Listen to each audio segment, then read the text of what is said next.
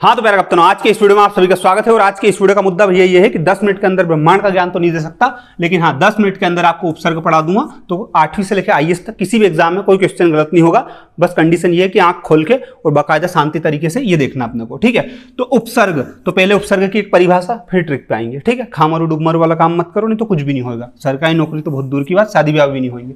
तो उपसर्ग की एक बहुत ही शानदार परिभाषा, जो 8वीं से लेकर IAS तक कोई भी माइकल गलत बता दे तो वहीं जान से मार देना, बस जेल तुम ही जाना, मेरे को मत भेजना। जो शब्दांश शब्दों के आदि में जुड़कर अपने अर्थ में कुछ विशेषता लाता है। कैसे भैया? अब यहां लिखा आदि, कोई सा भी शब्दांश शब्द के, ये शब्दांश है, ये शब्द के आगे जुड़ के उसके अर्थ में परिवर्तन लाता है, तो वो क्या हो जाता है? वो कहलाता है उपसर्ग, ठीक है। देखा जाए तो अब ये है, ठीक है। यहां पे आओ अति, और यहां पे लिखा रिक्त, ठीक है। अब इधर देखना, समझना, रिक्त का मतलब क्या होता है? खाली, ठीक है। अब ये लिखा अति, अति का मतलब अधिक, ठीक है। अब ये जो है ये उपसर्ग है और ये शब्द है। अब इन शब्दों के आगे क्या जुड़ा है? उपसर्ग जुड़ा है। तो रिक्त के आगे क्या जुड़ गया? अति, तो ये क्या होगा? अतिरिक्त हो गया।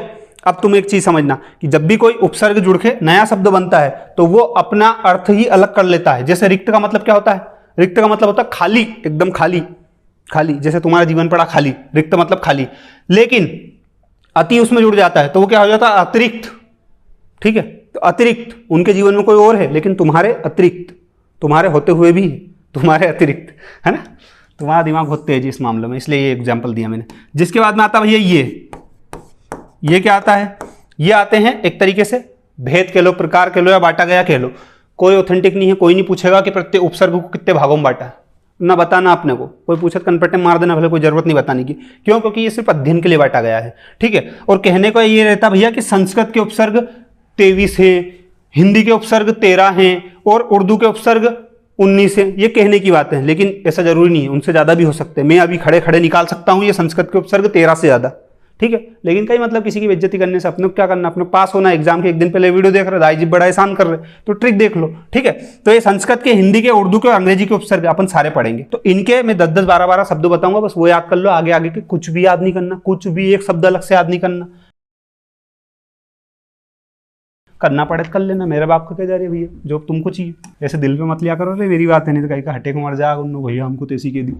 इधर आओ, सुनो, तुमको 4-5 पेज जैसी स्लाइड मिलेगी, उसमें कुछ भी ध्यान नहीं करना है। तुमको सिर्फ मछली की आंख देखना है, बिल्कुल। कहाँ देखना? यहाँ, ये आगे का जो डब्बा बताऊँ ना, बस ये डब्बा देखना है तुमको, और कुछ भी नहीं देखना है। बाकी चीज मैं समझाने के लिए बताऊंगा। देखो, कोई सा भी शब्द जिसमें शुरू में आगे तुमको अति, अधि, अनु, अप, अभि, औ, आ, अत, अप, अत, दूर और दुस, इनमें से कोई भी देखने को मिले तो वो क्या है? वो उपसर्ग है। बस इतना याद रख लेना, ठीक है। अब जैसे यहां लिखा अभिमुख, ठीक है। मुख, मुख के आगे क्या जुड़ा? अभी जुड़ा। तो अब मैं पूछूं आपसे कि अभिमुख में कौन सा उपसर्ग है, तो आप फट से पहली फुर्सत में बता दो, अरे यार भैया तुमको ये नहीं मालूम। अभी, अभी क्या है? एक उपसर्ग है, ठीक है।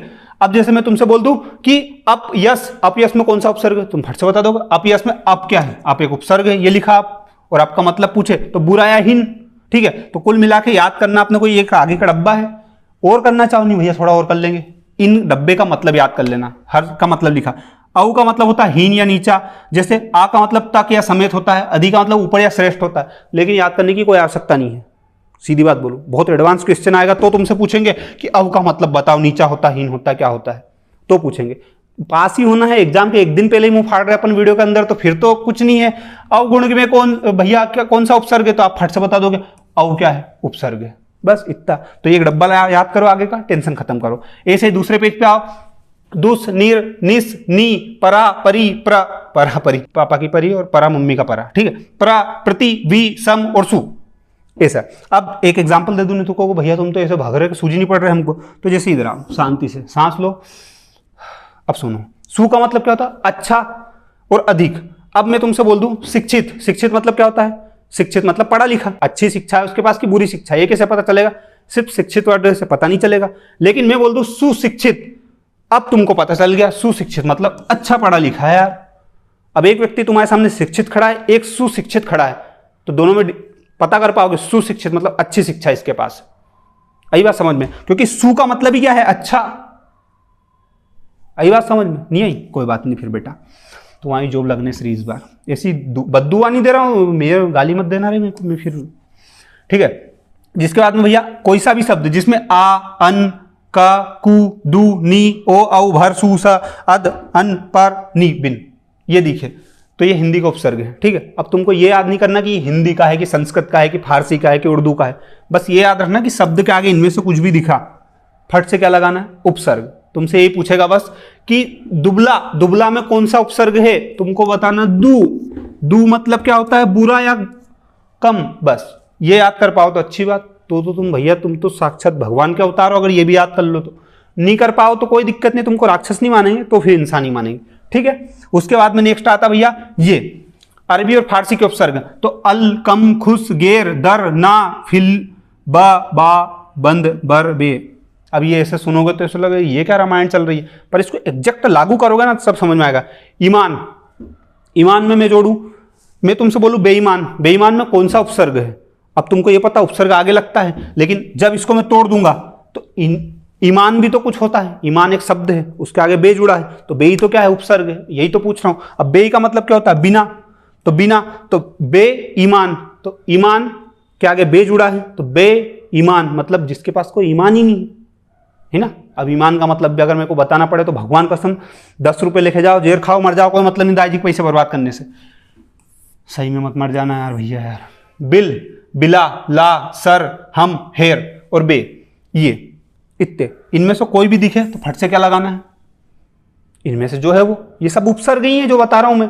बस फर्क इतना है कि हिंदी के हैं। अब जैसे अंग्रेजी के उपसर्ग, तो कोई सा भी अंग्रेजी का शब्द, कोई सा भी अंग्रेजी का शब्द तुमको दिखे। अब मैं बोलूँ कि वायसराय में कौन सा उपसर्ग है ये बताओ तुम तो तुमको समझ में आया कि वाइस। अब ये राय, तो वाइस क्या है, इसमें उपसर्ग है। तुमको बस इतना पता होना चाहिए वाइस एक उपसर्ग है, बस तुमको ये पता होना चाहिए जनरल एक उपसर्ग है बस।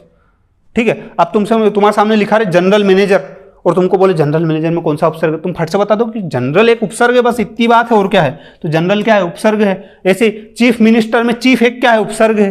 ऐसे हेड मास्टर, तो मास्टर, मास्टर मतलब मैं मतलब मैं तो टीचर, मतलब हाँ यार मास्टर ही तो हूँ, टीचर, तो मैं एक मास्टर हूँ जैसे। ठीक है, अब मेरे नीचे मान लो 10 लोग काम कर रहे हैं, तो मैं क्या हो गया, हेड मास्टर हो गया। ठीक है, अब मैं इसमें बोलूँ कि मास्टर को अलग कर दूं तो क्या बच्चा, हेड। तो हेड क्या है, हेड ही तो उपसर्ग है ये, और हेड का मतलब क्या था, मुख्य। अब इसके बाद आते भैया उपसर्ग के समान प्रयुक्त होने वाले संस्कृत के अवयव। अवयव, अवयव का मतलब बताऊं क्या है, ऐसा शब्द जिसपे स्त्री का, पुरुष का, भूत का, पिशाच का, संज्ञा का, सर्वनाम का, किसी का कोई फर्क ही नहीं पड़े। एग्जाम्पल, राम अब जाएगा, जाएगा। रमा अब जाएगी, तो जाएगा से जाएगी की हो गया वो। ठीक है, तो जाएगा जाएगी पे फर्क पड़ा कि जब स्त्रीलिंग यूज हुआ तो जाएगी हो गया, और जब पुल्लिंग था तो जाएगा हो गया। लेकिन मैंने वहां पे बीच में एक चीज और बोली कि राम अब जाएगा, रमा अब जाएगी। अब वो जो अब है उसका तो स्त्रीलिंग, पुल्लिंग, स्थान विशेष किसी से कोई फर्क ही नहीं पड़ रहा, उसको डर ही नहीं लग रहा किसी से। अब हमेशा अभी रहेगा, अब हमेशा अभी रहेगा, चाहे स्त्री का नाम बोलो, पुरुष का बोलो, संज्ञा बोलो, सर्वनाम बोलो। तो ऐसे शब्द जो फिक्स हैं, जिसपे किसी का कोई फर्क ही नहीं पड़े, तुम्हारे जैसा ढीठ उन्ने हम मोबाइल चलाएंगे भले गला घोड़ दो, ऐसे व्यक्ति, वो सब क्या है, वो अवयव है। तो कुल मिला के अपन सब क्या है, अवयव है। ठीक है, ऐसा दिल पे मत लेना रही। हाँ, तो अवयव क्लियर।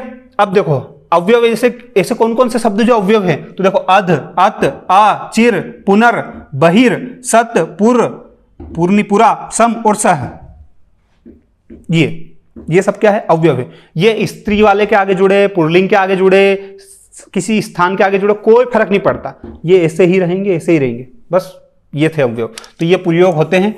अब तुमको कुछ नहीं करना है पूरे इसमें से, बस ये आगे के जो एक एक लाइन है ये आगे की, बस ये याद करना है और कुछ भी याद नहीं करना है। ठीक है, बाकी मैं तुमको बता चुका हूं भैया उपसर्ग पूरे शानदार तरीके से। अधिक जानकारी तुमको चाहिए तो कोर्स में मिल जाएगी, हिंदी का कोर्स बना रखा, बहुत डिटेल में वहां पे बता रखा सारी चीजों को। ठीक है, वहां पे समझ सकते हो। बाकी और तुमको तो घर ही पढ़ाने आ सकता हूं मैं, इतना तुम्हारे लिए सहयोग कर सकता हूं, इससे ज्यादा कुछ नहीं कर सकता। बाकी हाँ, एक चीज और मैं बता दूं कि तुमको अगर हिंदी की और ट्रिक जाननी है तो कुछ नहीं करना है, यूट्यूब पे सर्च करना हिंदी प्लेलिस्ट ट्रिक बाय सीनू सिंह, इतने में तुम्हारे सामने पूरी मेरी जितनी भी अभी तक वीडियो बनाई हिंदी की सारी आ जाएगी, वो देख लेना। और अधिक जानकारी चाहिए तो सीनू सिंह करके एप्लीकेशन मिलेगा, उसको डाउनलोड करना, वहां पे कोर्स है, कोर्स लगे तो खरीदो, नहीं लगे तो मत खरीदो। बाकी ये पीडीएफ है, पीडीएफ फॉर्म में भी वो कोर्स में आपको मिल जाएगी। ठीक है, बाकी इतना झेल लिया, इसके लिए धन्यवाद। जय हिंद, जय भारत। अपना ख्याल रखो, माता पिता ख्याल रखो, पढ़ाई लिखाई पे ध्यान दो, बर्बाद होने से ज्यादा अच्छा। ठीक है, थैंक यू। जय हिंद, जय भारत।